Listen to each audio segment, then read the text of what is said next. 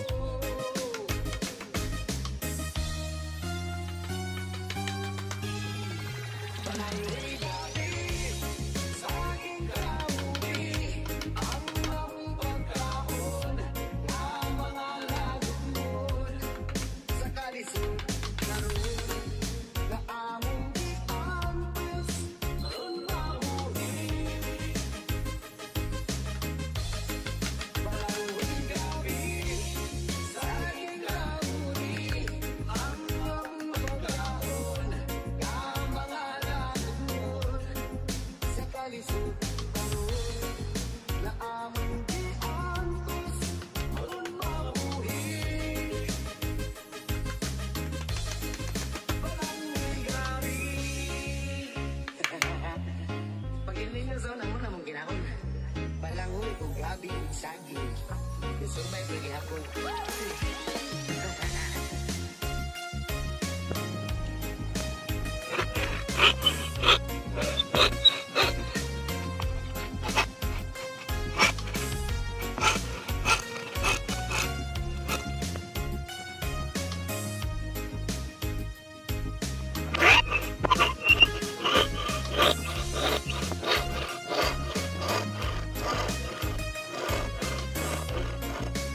Kasunod naman ito guys ay magtatabas tayo ng plastic net natin na gagamitin natin doon sa ating 5 doors.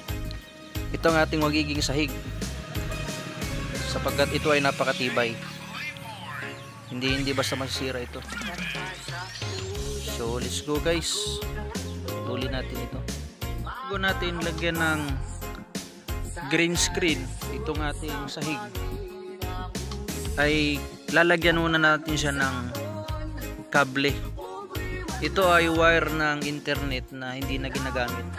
So para mas maging matibay itong ating paggawa ng 5 doors, kailangan nating lagyan ito ng ganito.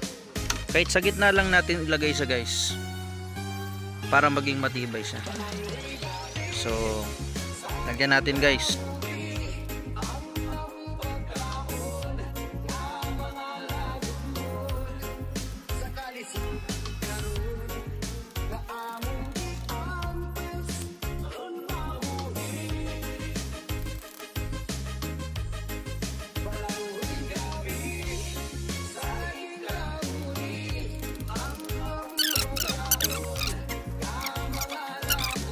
So guys, after ilang minuto, so naikabit na natin ang sahig ng ating kulungan.